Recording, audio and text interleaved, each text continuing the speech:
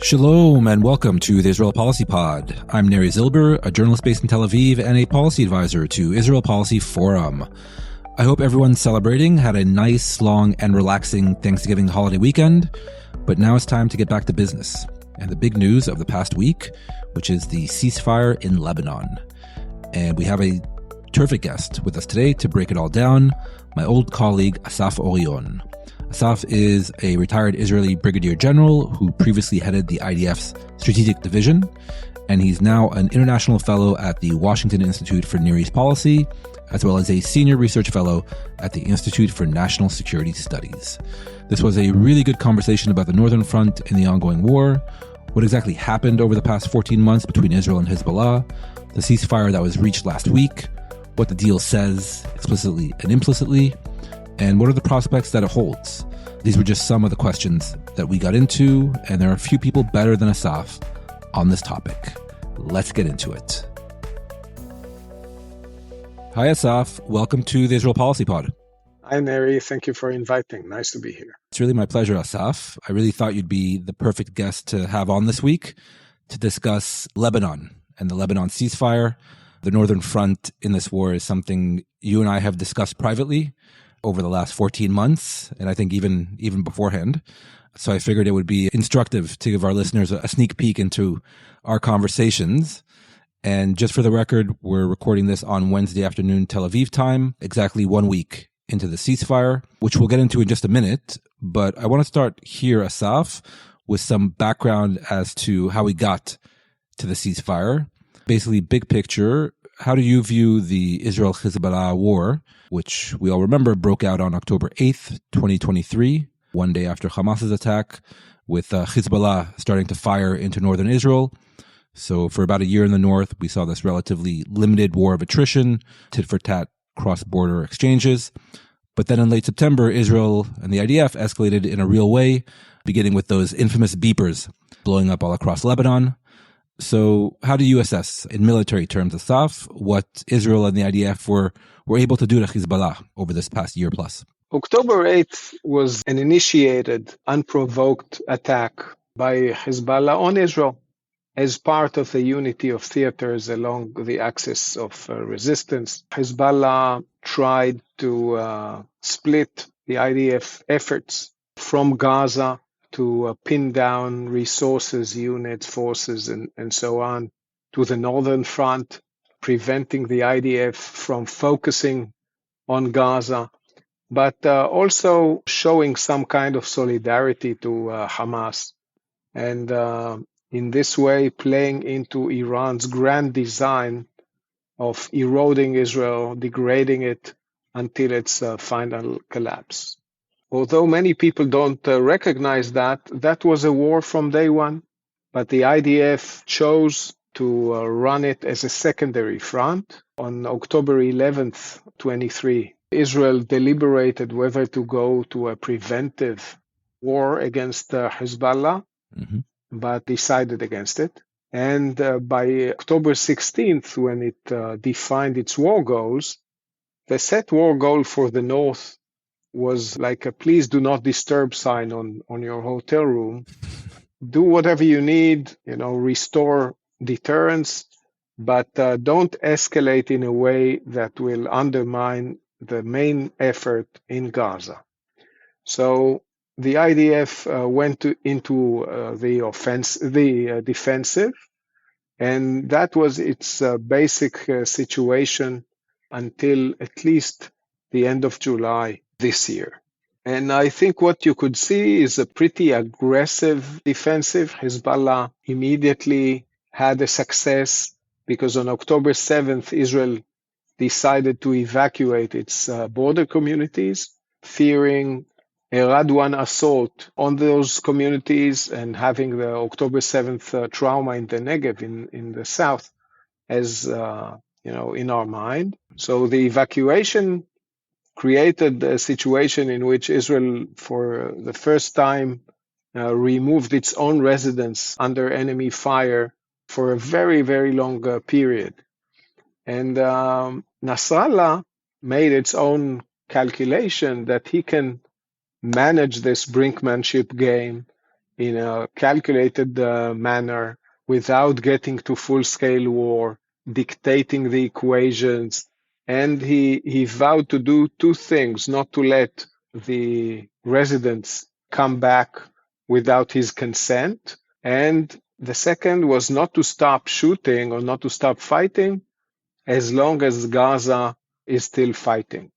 So two main messages or commitments that Hezbollah made. Now, you could argue when to start the change or the transformation of the Northern Front, but definitely, I think pretty early this year, the IDF and the defense establishment started asking and recommending to move the center of gravity northwards after the major military operations in Gaza were completed.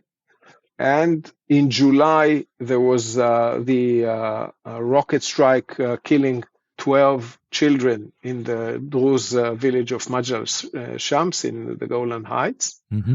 And later on, a few days later, the first strike on a very, very senior Hezbollah military person, Fuad Shukr, which some people see as the first step in a new phase. But a new phase, which basically means that Israel moved to the offensive, surely started mid-September.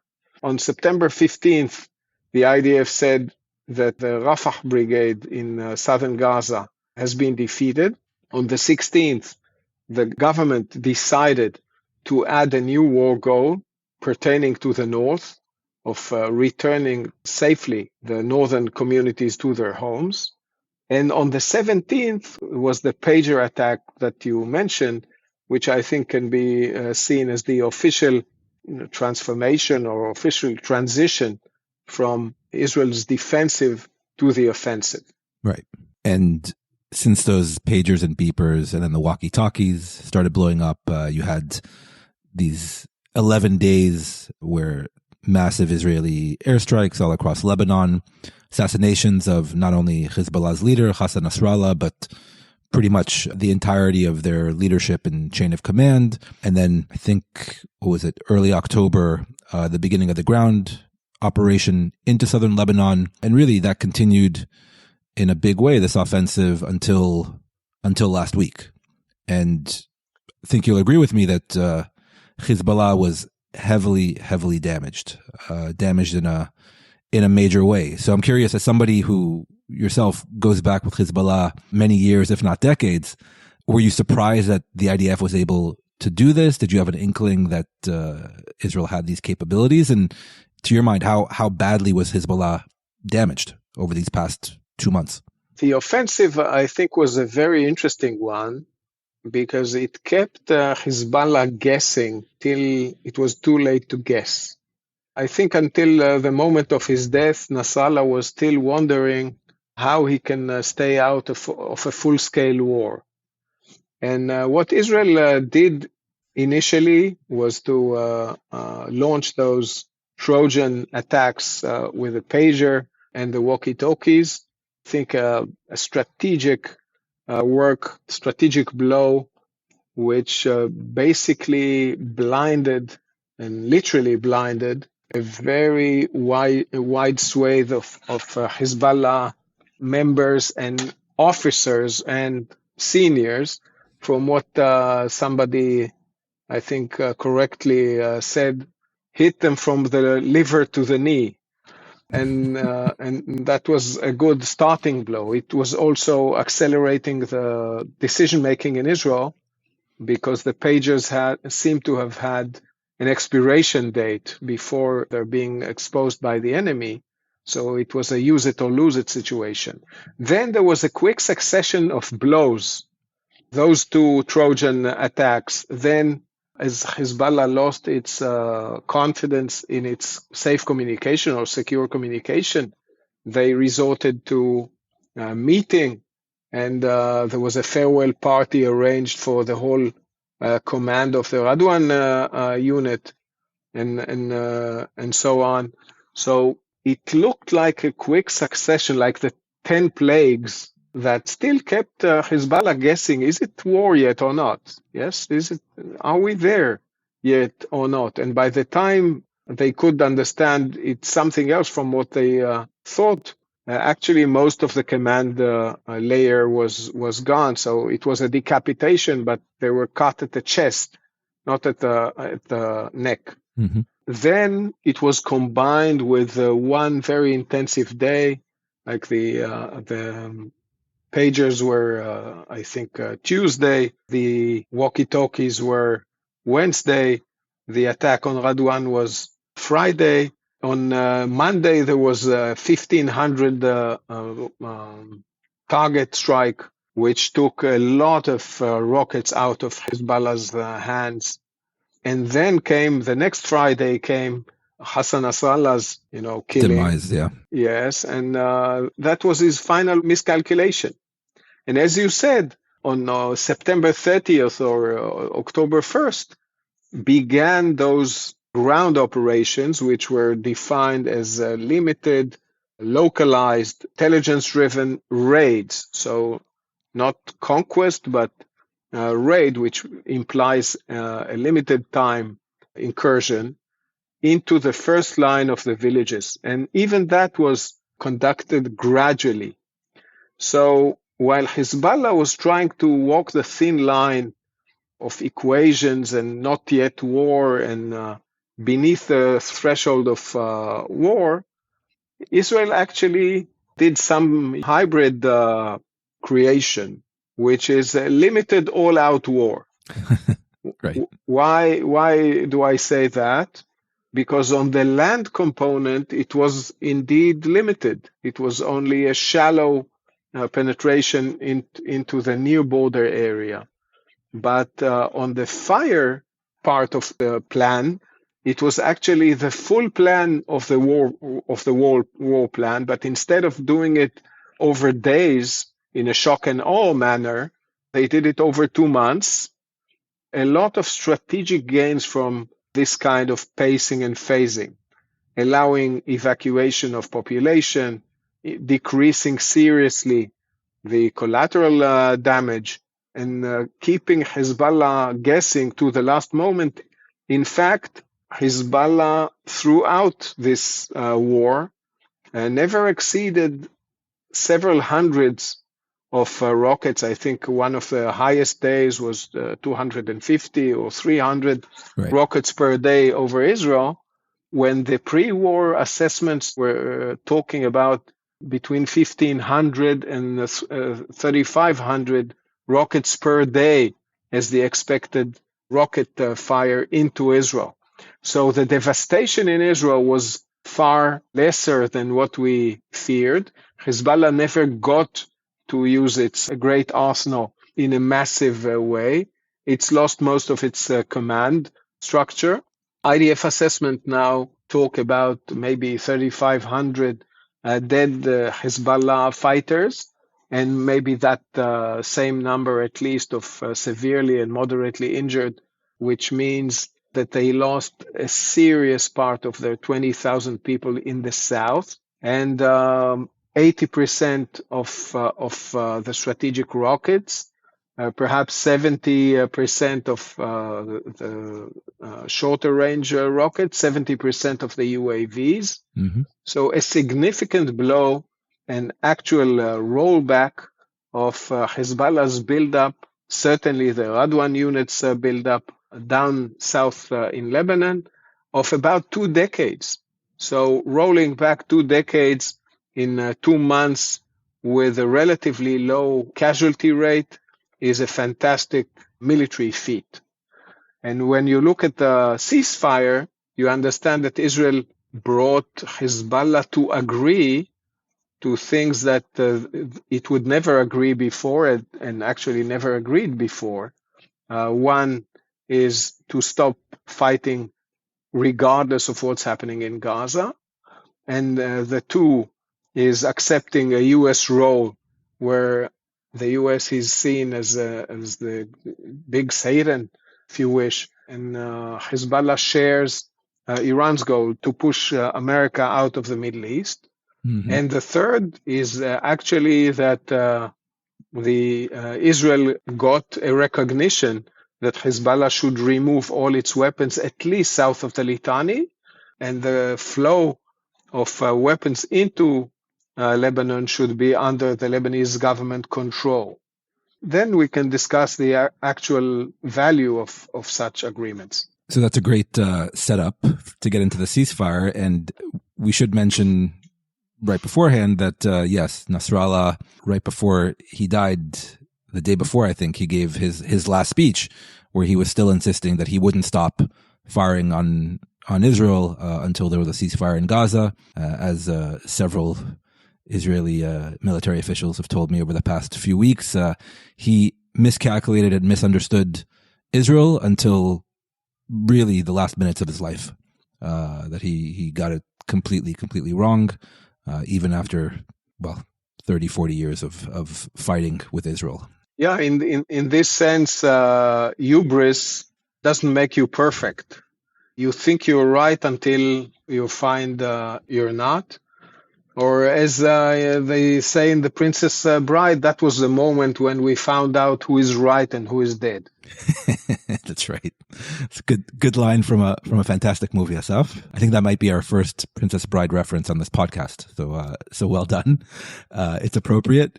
And you're right, where you were alluding to earlier, this was really a ceasefire deal and an agreement that Hezbollah was almost kind of begging for, and that Iran actually agreed to. Iran allowed, quote unquote, Hezbollah to agree to this deal. Obviously, the deal is with the Lebanese government, but Hezbollah had to acquiesce in its finalization. Ceasefire. Let's get into it. We have to mention that it was brokered by Amos Hochstein, the Biden administration's special envoy, who shuttled between Jerusalem and Beirut for many months, getting it done. So, as Amos has said, a rare bit of good news for U.S. foreign policy in the Middle East, and hopefully it stays that way. First question to you, Assaf, and it's a short one. Were you in favor of the deal that was reached last week? Because as you know, and I'm sure some of our listeners know, Prime Minister Benjamin Netanyahu and his government did catch a bit of flack here in Israel for agreeing to the ceasefire. People in the opposition, like Benny Gantz, Avigdor Lieberman, even Naftali Bennett, were quite critical, and people say in the far right in Israel, both in the coalition and not politicians, were also fairly critical of it. So did you think the ceasefire, as it was reached last week, was a good idea for Israel? I think we need to take into account two aspects. One is that the flack from many people is coming from the disillusionment or the expectation for a total victory. Unless you go and wipe Lebanon off the map at serious cost to all involved, there's no total victory. And I think people need to be realistic. And in that case, the disillusionment will take time, and many will say, "Oh, but we said we must go all the way." What does it mean, all the way? Like occupy Beirut? Again, Go all the way to Syria, to the northern part of Syria, continue into Syria where additional Hezbollah are, start driving to Iraq where the weapons are coming from, continue driving into Iran. I think there's a limit to what Israel should be able to or can achieve by its own might. And also the second and more important issue is that the relations between an agreement and the follow-on reality is like between wedding and marriage. It's very important to have a nice wedding, but it's more important how you live your life later on. After you sign on the dotted line. Yes. So it might be a great festivity and so on and so forth, but the day after you have a mortgage and you have bills and you have couplehood and relations to manage, and the day-to-day, take out the garbage. From my own experience, I think there's only so much you can get by a written document. Most of the problem is what do you do with implementation, which was the main failure of 1701 since 2006 until the war. So let's look at the what's been achieved. Mm-hmm. There is an agreement, actually an understanding, written by the United States and France, from what they understand that the governments of Lebanon and Israel agree to. And this begins with based on 1701. It adds some elements stressing them, which are a bit beyond 1701. And beyond that, there is a side letter from the US, which has not been made public, but one can imply from a leaked draft, which was published October 30th, and some later. This side letter includes things that Lebanon cannot agree to, but we shouldn't be waiting for its consent. So let's look at the contents. Basically, it says that the south of the Litani, which has been expanded a little near Metula to push away direct fire threats northwards, near Yochmo and Nabatia area. The before. Yes. So the south of the Litani sector has been expanded a little. It's all as it's been in 1701. It's a place which should be demilitarized from any non-governmental weapons, going back to the good understanding of 1701 that the war broke because of Hezbollah weapons on Israel's border. It says that the only armed forces allowed there are the Lebanese armed forces and UNIFIL, and that all illicit infrastructure and military positions and so on should be dismantled. That's the basic line. Beyond the South Lebanon, or let's add a line that within 60 days, the IDF forces and Hezbollah need to withdraw from south of the Litani, allowing the Lebanese armed forces to deploy, supported by UNIFIL. And both of those forces are entrusted with the mission of dismantling and preventing the reemergence of illicit military capabilities.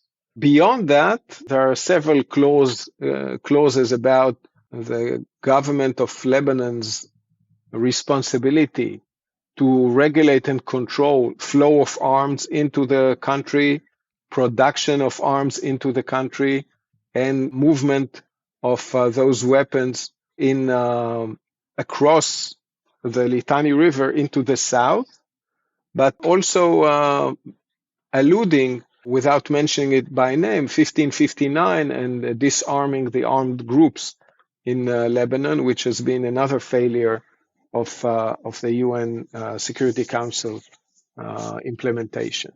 So on the whole, you've got the same components, I would say, that Israel aspired to, but with the same, with different stresses, I would say. Okay, we'll be right back after this brief message.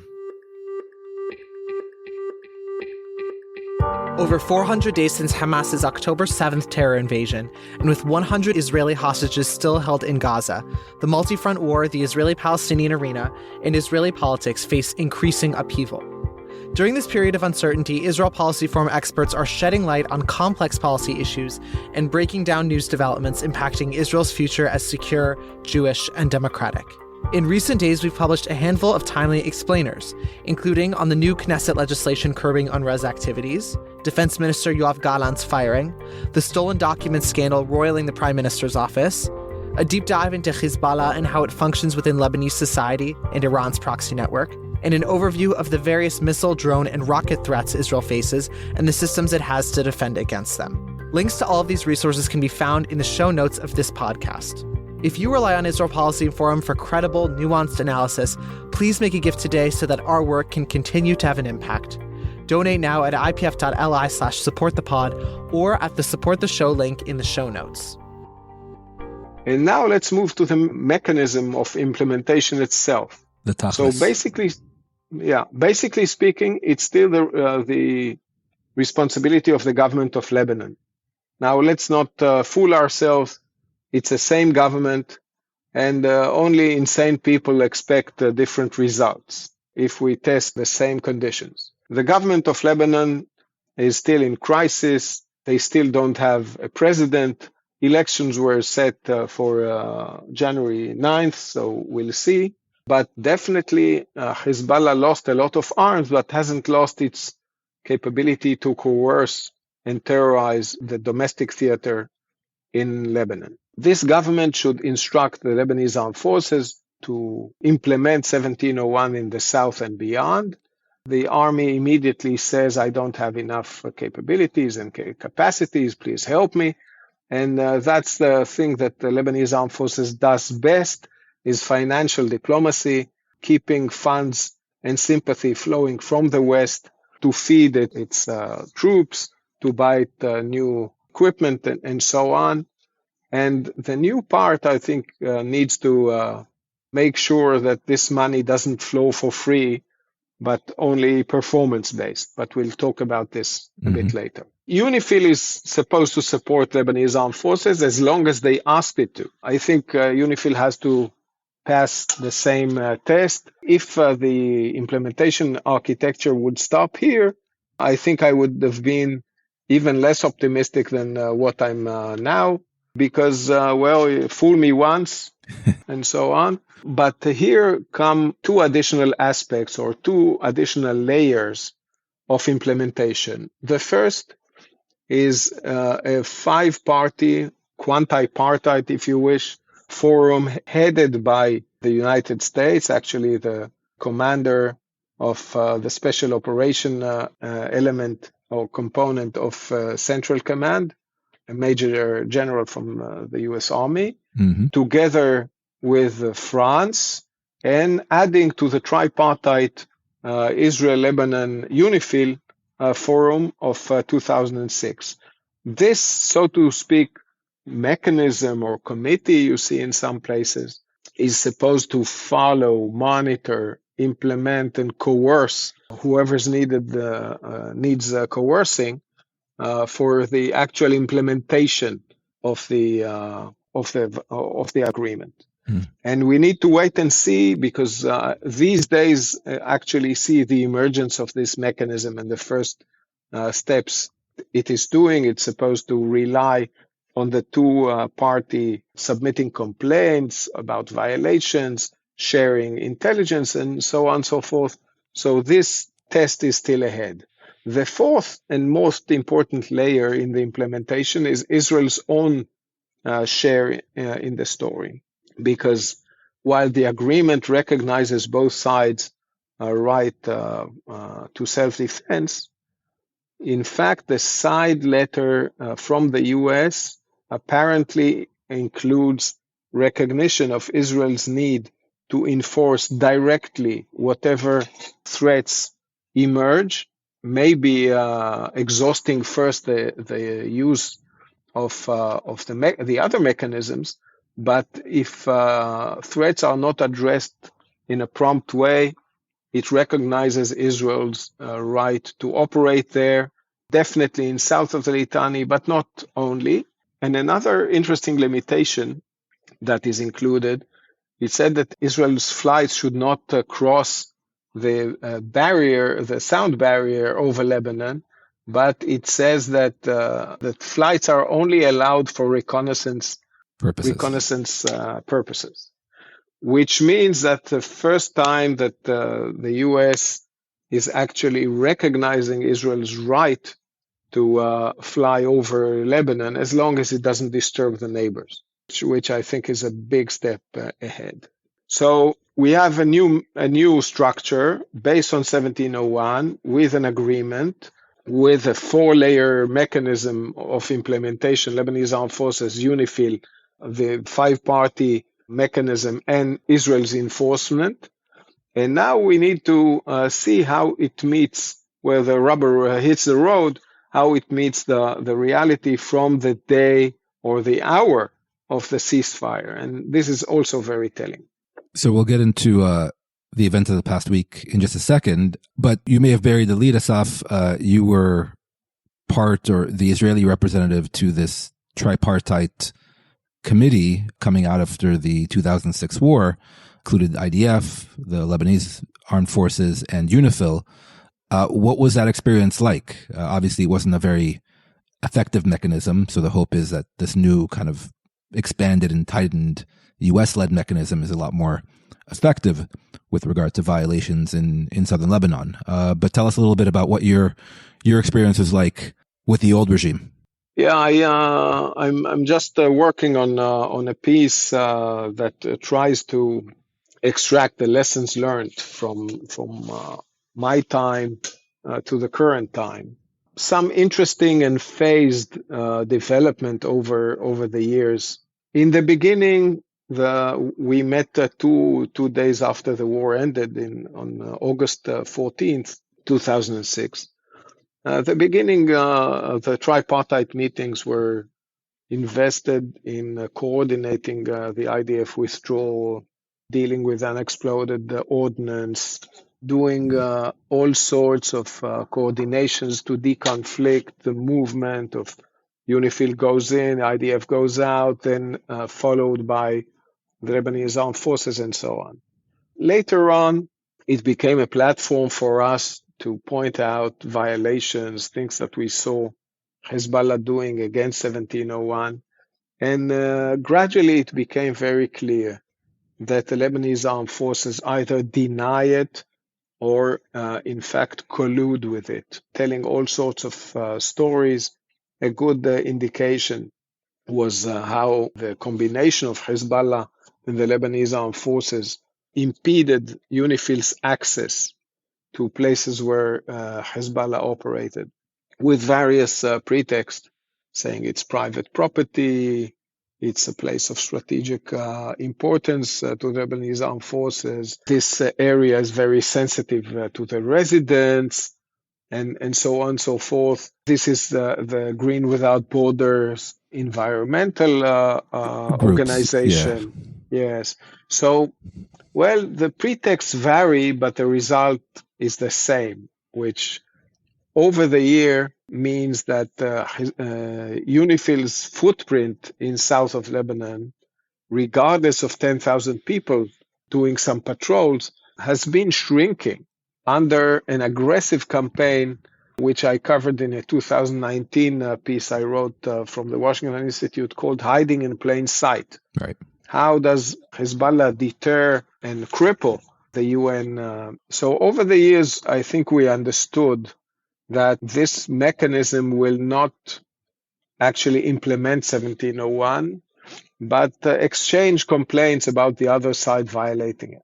And I think our successors are well aware of this dynamic, because even the fact that they're bringing in a U.S. officer, pretty senior, from Central Command, which has a strategic but a very operational and down-to-earth approach, with representative of the command in Beirut, including Special Operation Forces training and educating LAF and supporting LAF, the Lebanese Armed Forces. Mm-hmm. So I think that there's a new thing here, and it also allows an open exchange of intelligence bilaterally between Israel and the US, Israel and France maybe, and to see how this intelligence is used. Because many times we told UNIFIL, there is this location, there is an arms cache there, there's a rocket depot, there's something in that building, and so on.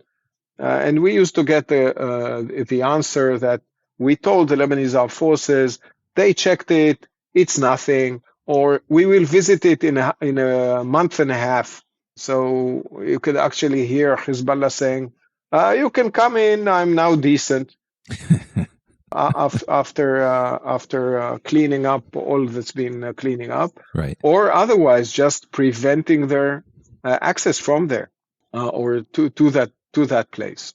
So I think the new mechanism is potentially an expression of those lessons learned, and we need to see how this competition of wills, this contest of wills between Hezbollah wanting to go back to rebuild and so on, and the involved parties, most of all Israel's resolved to prevent it. It's crucially important. I mean, is there any prospect for the Lebanese armed forces and UNIFIL to meet the challenge, to meet the moment? Is it kind of a wait and see approach with regard to their role, if they can actually deliver? You know, the first year after the 2006 ceasefire looked more or less okay. UNIFIL was quite active. They found bunkers. They exposed some arms caches. By July 2007, Hezbollah blew up first car bomb near El Khiyam, the same village that was recently visited by the IDF, the ground raids, and killed 6 Spanish battalion peacekeepers. And from that moment onwards, the UNIFIL was much more careful in what it did and restrained itself seriously. Part of the bunkers, well, the Lebanese armed forces were called there, and it says, okay, from now on, it's a Lebanese armed forces bunker. So nationalizing Hezbollah assets without actually depriving Hezbollah of the ability to use it. Mm-hmm.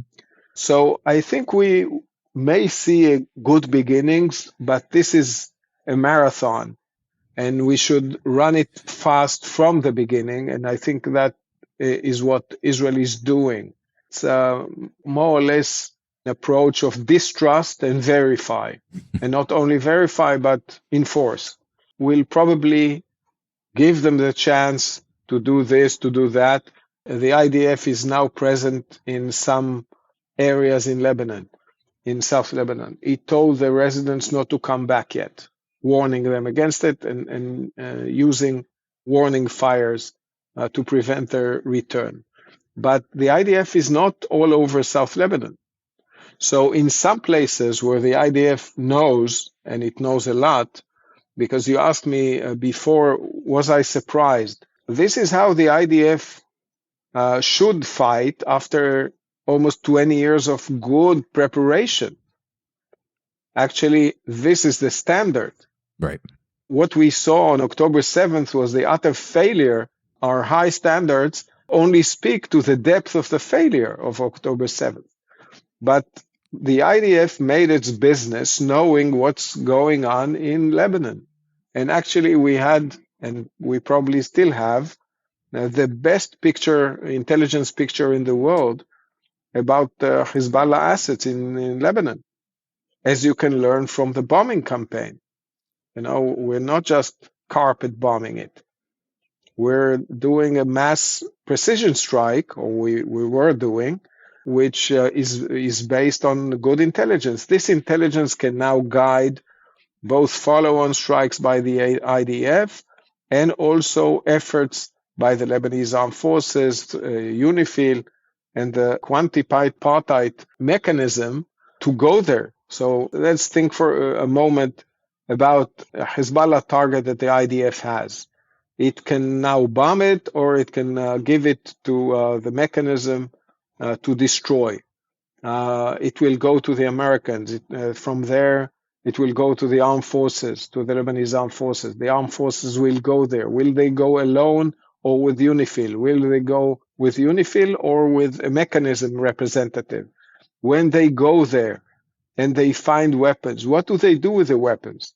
So the agreement says confiscate. But in the past, when the LAF confiscated, the arms ended up in Hezbollah's hands again. So we need to make sure that the arms don't go back there. Right. We need to make sure that the arms are not evicted and taken northwards to be kept by Hezbollah in other parts of Lebanon. So I think there will be a lot of trial and error, test and verify, check whether it's working or not, and deciding whether to bomb it eventually or not. And what we are seeing in the last days, in the last week actually, are very interesting stuff going on, because Israel continues to dismantle infrastructure near where its forces are. It struck additional sites in South Lebanon where its forces are not. It struck Hezbollah fighters coming back to Hezbollah sites, trying to evacuate weapons or to engage in other activities, including north of the Litani, rocket launches, and so on, including attacks on the Syria-Lebanon border near Janta. There was a big strategic facility, about a mile-long tunnel and underground production sites near Janta, which was bombed just before the ceasefire. Later on, vehicles coming there were also struck by the IDF. So Lebanon is now complaining that Israel violates the agreement over 50 times already and counting. The French and American first statements talked about potential collapse of the ceasefire because of Israel's violation. Later on, there were some backtracking saying maybe it's not violations. Israel certainly doesn't see it as a violation. But on last Monday, like 2 days ago, we saw 2 mortar bombs shot by Hezbollah into Mount Dov. That's the playground for political military exercises, and saying this is because of Israel's violations and overflights. So we're now actually seeing the active negotiation by force on the implementation mechanism in the direct, by the 2 main interested parties, Israel on one hand and Hezbollah on the other, with all the other relevant government of Lebanon, UNIFIL, the 5-party mechanism in between. So I think we're heading into interesting times and test of wills between the parties. Who will push, play it through, and who will need to back down. You beat me to my next question, and the natural question, Assaf. The events over the past week since the ceasefire came into effect, those Israeli strikes and actions in southern Lebanon, the Hezbollah mortars on Mount Dov. First of all, I think for the record, the ceasefire is still holding, right? Especially the last 2 days, I think it's been a bit calmer. But from your understanding, this isn't quite or really or at all a violation by Israel of the ceasefire understandings. It's a way to design, I suppose, on Israel's part, how the ceasefire will be conducted and how the agreement will be implemented. The first hours, days, and weeks after a ceasefire, always there is some contest on shaping and designing the rules of the game, or the rules of the new game, because the old game is dead. It is dead, but people are going back to their own old habits. And Naim Qassem, the Secretary General of Hezbollah, said, it was a glorious or divine victory, of course. Of course. He also said that the coordination between Hezbollah and the army is fantastic. And there's no daylight between the army and the resistance. So it also talks about the past, but hopes into the future. Ibrahim El-Amin in Al-Akhbar, he's a senior Hezbollah member, said the participation of international actors in the old arrangements is unacceptable. That means the US and others. He also said that if anybody thinks about accessing private properties, forget it. You need a judge warrant to do this, and only upon compelling evidence. Now, the IDF has been blowing up such evidence for the past 2 months, not to say for the last 14 months.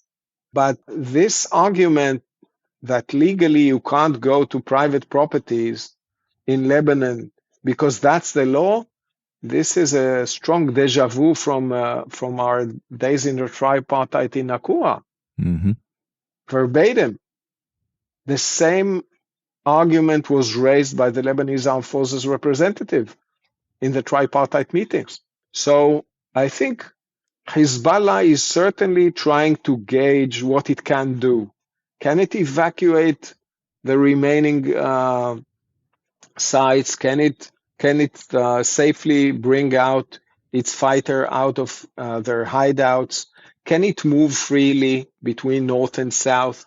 Can it start, digging up its dead from some places and digging up its rockets from others? Hezbollah is certainly doing that. And recently, as we said, it is also testing if it can use mortars to establish its rights and its leeway and latitude in the new situation. However, and that's, I think, another miscalculation by Hezbollah, that the Israel it has learned so many years is gone. October 7th is a transformational situation. And the old Israel that acquiesced after ceasefire, that held up its fire in the face of violation, that trusted too much, that's gone. So what we see is that Israel's on the ground continues to dismantle as long as it's there. It is attacking places which are not yet dealt with by the mechanism, because the mechanism is not up and running yet. It is going after Hezbollah sites and Hezbollah operatives, terrorists, as soon as they show up their nose near dangerous places. And after 2 mortars that hit nothing, it struck something like 30 targets in South Lebanon, I think in over a dozen of villages. And it says that's not even the response. There will be a harsher response. So I think we need to see how this plays ahead when all the moving parts move into place and connect with each other. This is the time when reality is shaping. It's too early to predict, but Hezbollah will try hard, and Israel will maybe try harder this time. Hopefully, and like you said, it's a post-October 7th mindset on the part of Israel and Israel's national security doctrine or paradigm. It's also a much more weakened Hezbollah, so you can afford to maybe push the limits of the ceasefire, because you know that the response that Hezbollah is able to muster isn't as great as it would have been, say, well, definitely before October 7th, but even just 2 or 3 months ago. Absolutely. So you can run that risk. Assaf, final question to you, and it goes to the October 7th mindset and reality here. As you know, the major goal for Israel on the northern front was to get the northern residents of Israel back into their homes. Now 60,000 of them were displaced, refugees in their own country. So far, it seems that they're a bit tentative in terms of going back to their villages and kibbutzim up north. Granted, it's only been a week since the ceasefire came into effect. If you were serving up in Northern Command right now, what would you tell them? Would you personally recommend to them that it's now safe to go back to their homes? Should they wait a bit longer? What can their future look like after the ceasefire? Well, what the Prime Minister said after the ceasefire is not that Israel is now returning its residents, but it's allowing them to return. Discretion eventually remains with each and any resident. I am reading that the elderly are coming back easier than the younger people with kids. Some of them will return only before the academic year begins, after the next summer. The current phase is pretty choppy, so I don't expect a quiet border. As I just said, Israel is still striking in Lebanon. Hezbollah hasn't said its last word. But definitely the great threat that Hezbollah has prepared for us on the border, the near border threat of the cross-border assault and occupying the Galilee, or the conquest of the Galilee plan, this plan is over, and the capability is not at hand right now. So the threat is much diminished. That being said, and what I said about not yet calm border, there's a lot to be done in the government support to the safe and prosperous return of the residents. which is not only about Northern Command, but it's about the Ministry of Finance. It's about economic and social support. It's about encouraging the northern communities and bringing them up to speed on medical issues, on education, on businesses, and so on. So it's not just the kinetics that will dictate it. We're in a quite a decisive moment when people need to make up their mind. It's not only the security or the say narrow security aspect that will bring them back there. It's also the comprehensive state support, which is pretty evidently lacking right now. Right. It's a very important point to make. It's not just kind of border security and the reality in southern Lebanon. It's all of it. After 14 months of this, hopefully, all those northern residents can go back home safely and quickly before it's too late. Assaf, thank you so much for your time. You didn't disappoint. You broke it down very, very clearly for our listeners. So hopefully we'll have you back on maybe to assess how this new regime and this new monitoring mechanism and everything surrounding Lebanon is going in the months and years ahead. Well, we're now in the point of victory of hope over experience, but we don't forget our experience. We don't forget our experience, but at least we can talk about a victory, no? I think that's also something after 14 months of this. At least there Absolutely. It's not only that Hezbollah has never met such a blow to its military leadership and so on, although at a cost to Israel's northern communities. But you can also see the aftershock waves across the Middle East in a big weakness by Iran itself, and what we are now seeing in the rebel offensive in northern Syria, which is another reflection of Iran's axis of resistance weakness after Hezbollah's defeat. Undoubtedly, if we had more time, we'd get into Syria, but then maybe we'd need another hour of recording time. So to be continued. Assaf, Inshallah. Thank you so much. Best wishes to everyone back in Washington. Stay safe. Thank you. Bye. Bye. Okay, thanks again to Assaf Orion for his generous time and insights. Also, a special thanks to our producer, Jacob Gilman, and to all of you who support Israel Policy Forum's work. Do consider making a donation to Israel Policy Forum so it can keep being a credible source of analysis and ideas on issues such as these that we all care deeply about, including this podcast. And most importantly, thank you for listening.